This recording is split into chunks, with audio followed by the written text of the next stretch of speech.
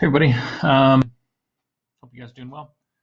I just wanted to chat a little bit about our naming of compounds. We've talked about the difference between naming ionics and naming moleculars, and I just want to talk about why today.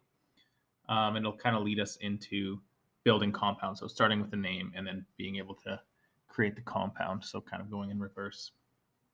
And there is a good reason why we kind of name things differently, right? The moleculars use those Greek prefixes, and the ionics don't. And there's a reason for that. It's not just to make it more confusing. So I want to kind of talk about that today. And we're going to go back a little bit and talk about the electrons and the makeup of these elements and just kind of revisit the idea of them wanting to either gain or lose electrons to become closer or more stable, such as the noble gases are. Okay, remember those are the coolest kids at the party. We talked about them being the Jonas Brothers. Everybody wants to be like them. And how they do it is either by gaining or losing electrons. Okay, so what I've done is I've made a little bit of a simple periodic table so we can find things easy, and these are just the ones we're going to talk about now, the 9 I just picked to make it a little bit easier. Okay, on the left-hand side in group 1 and 2, we have our metals. We have our staircase here, and on the right side of the staircase in group 15, 16, 17, we have a few non-metals, and we'll talk about how and why we name things the way we do. Okay, so first getting back to the electrons, what we want to remember is that, let's start with the non-metals. So they want to gain electrons, and but right now, fluorine would have 17 electrons as an atom. It wants to gain one more to get 18 and be like a normal gas to be more stable, but then it turns into what we call an ion, right? Whenever it has a charge. So they actually want to gain an electron. Okay, in group 16, they are 2 electrons away, right? Oxygen and sulfur both have 16 electrons. They both need to gain 2 to become stable like the noble gases. So they actually want to gain 2 electrons. Okay, and in group 15, nitrogen here is 3 away. It has 15 electrons. It needs to gain 3 to become stable like the noble gases. So it actually needs to gain 3 electrons. Okay, and a little bit of math here. Whenever you add something that's negative, right, electrons are negatively charged, we can talk about those having a charge, an ionic charge of -3, right? -2 if it gains 2, and -1 if it gains 1. So this is the charge, and these are the electrons, right? If it gains 3 electrons, it now has a charge of -3. On the other side of the table, we have our metals, and they actually want to get rid of electrons to kind of wrap around the table to become like the noble gases. So sodium has 1 extra, right? Sodium has 1 extra, so it wants to lose it to become like a noble gas. Sorry, I said earlier that sulfur and oxygen had 16 electrons. That's not quite right. They are 2 away. It's 8 and then 16. Okay, so just sulfur has 16. Sorry, just edit. Anyways, so these metals are trying to lose electrons to become like the noble gases. So they are actually going to lose 1 electron and lose 2 electrons. Okay, and again from math class, when you lose something negative, you actually get to be positive. So then they become +1 and +2. Okay, so we talked about this a little bit. Again, this is the charge in blue and the number of electrons in black. Okay, so they're losing electrons on the left-hand side of the table. They're gaining them on the right-hand side of the table. to become like the noble gases. Okay, that's kind of the basis. This is where it starts, right? This is the ionic compounds, right? This is where they trade, right? Gain or lose. We'll talk about molecular next, where they just share. So let's try to build an ionic compound. Okay, so let's take sodium. And we know a few things about sodium from this table. We know that it's wants to lose one electron. So it's going to actually be +1. Okay, that's going to have a charge of +1 once this trade is done, once it finds a trading partner. So let's pick someone from over here. Let's pick fluorine. Fluorine wants to gain 1 electron. So it'll have a charge of -1. Okay, so I'm just going to put this, you might have seen this from math class. I'm just going to make a balance beam here. If we have sodium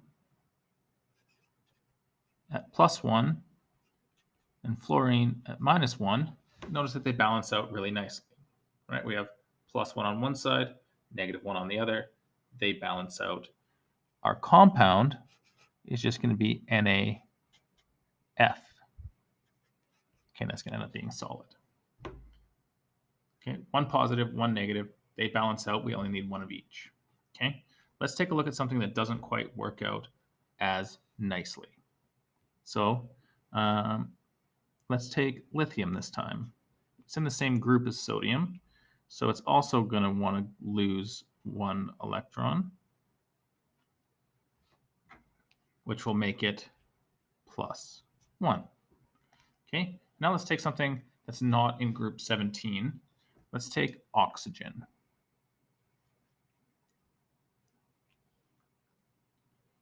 Okay, oxygen is in group 16. It's going to want to gain 2 electrons, so it's actually going to be -2. Okay, so again, let's take a look at our balance beam here. And what we're going to notice right away is that lithium with a +1 charge and oxygen with a -2 charge, it doesn't balance out, right? We have +1, but then we have -2. It's not balanced. Okay, so we got to find a way to balance out that scale. And how we do that is we need to add another lithium. Okay, so now we have 2 positives in 2 lithiums and 2 negatives just by 1 oxygen. So our charges are balanced out. Okay. And we would write that, our metal first, Li2O. Again, it'll be a solid lithium oxide. Okay. No need for the prefixes, and I'm going to tell you why. Okay. Notice that since we are dealing with the charges, we have to deal with the charges, right? There's going to be some swap of electrons. There's only one way that lithium and oxygen can get together. Okay, anytime there's a metal and a non-metal, there's only one way that they will go together, right? There has to be an equal trade to create equal balance of charge. So in this case, we need 2 lithium and 1 oxygen. This ionic bond doesn't work if we have 1 and 1 or 1 and 2. It has to be 2 lithium and 1 oxygen. It's the only way that it works. So if we say lithium oxide, okay, lithium oxide, we know that lithium and oxygen can only come together to make this one compound, right? Li2O solid. And the reason is because the charges need to balance out. Okay, same thing here with sodium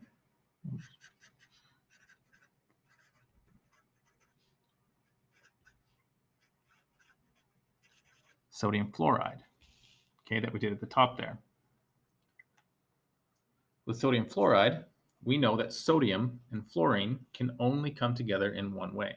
Okay, it's not going to work if we have two sodiums and only one fluorine. Na2F does not work because the charges would be unbalanced. Okay, so we have to really think about that idea of the balanced charges. That's going to be a major point going forward through high school chemistry. Okay, next. So why do the moleculars need these prefixes? Okay, the ionics don't, because there's only one way that these compounds can be put together, right, with a proper balance of charge. Let's take a look at a molecular. Okay, moleculars are a little bit hard to talk about as to why they share the way that they do. So we're just going to take a look at a few examples. Okay, so there's a couple that we know of, right? Some very obvious ones. We have CO2, and we have just CO, right? Carbon dioxide, carbon monoxide. We also have CO3. Okay, this gets produced high up in the atmosphere. So we have carbon dioxide, carbon monoxide, and actually carbon trioxide. So the point here is that when we have carbon plus oxygen, which one is it going to create, right? Is it going to create this one? Is it going to create this one? We don't know. Okay, there's multiple ways that it could go together. Okay, that's with a molecular.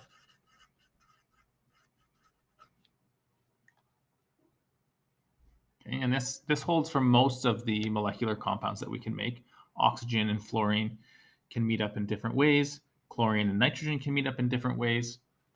There's not just one single way. So what we have to do is that it's our job now to let everybody know how many of each we have.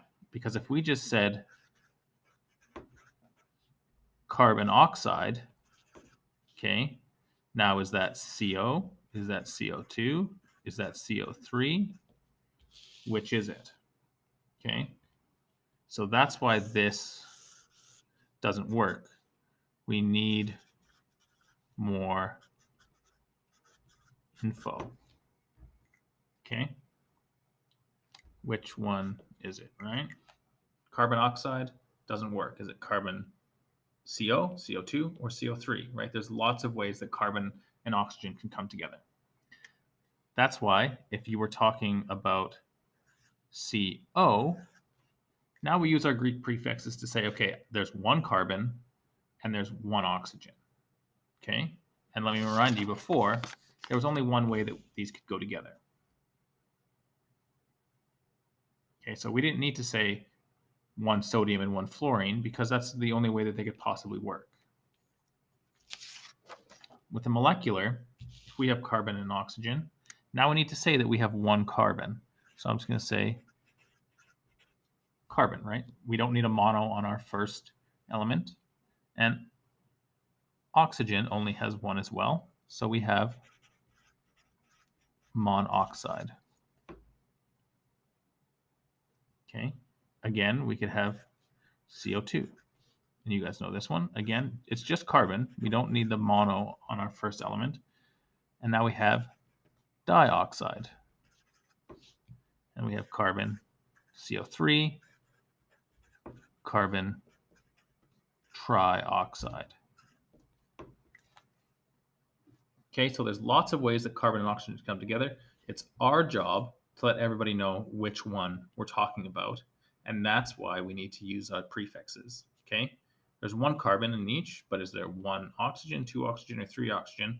What are you talking about? Okay, and they all react differently. And this would be very dangerous in a lab if you just said, yeah, I got some carbon and oxygen. Okay, is it carbon monoxide? Or is it carbon dioxide? Is it carbon trioxide? We need to be very specific. Okay, so just to recap, okay, our ionics, there is only one way they go together. Okay, this has to do with the charge.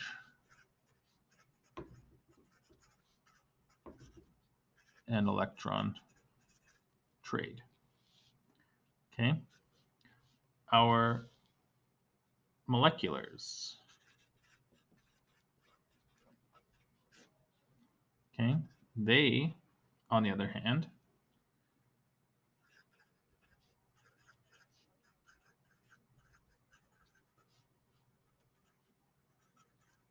we can think about them being able to go together in many ways. And this is because of the sharing, right? Molecular compounds are sharing. So we need, it's our job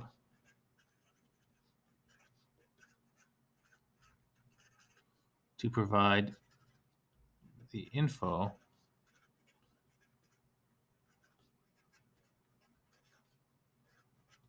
on how many of each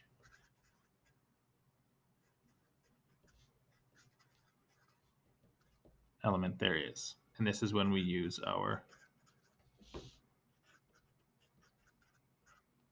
prefixes. Okay, so the moleculars are a little bit more tricky to make the name because there's more rules to follow. But we're going to see that when we start to build compounds, it's actually a lot easier to build the moleculars because the numbers that we need are right in the name.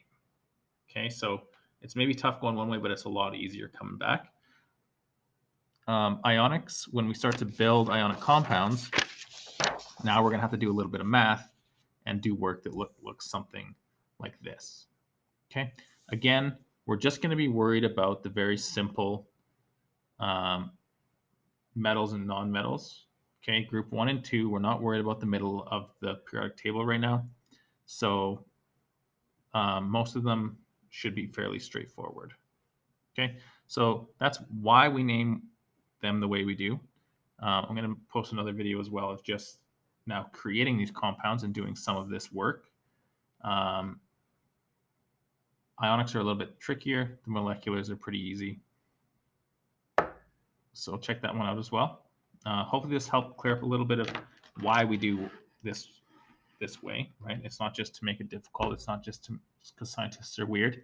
There's a reason why we have to name the moleculars different, and because there's a multitude of ways that they can go together. It's up to us to let everybody else know how many elements of each we're talking about. Okay, so if you have any questions about that, feel free to message me on Google Hangouts. Email me. Actually, don't email me. My Sturgeon account gets flooded with Google Classroom updates, so that emails get lost pretty quick. So message me on Google Hangouts, and I'll get back to you. Cheers, guys.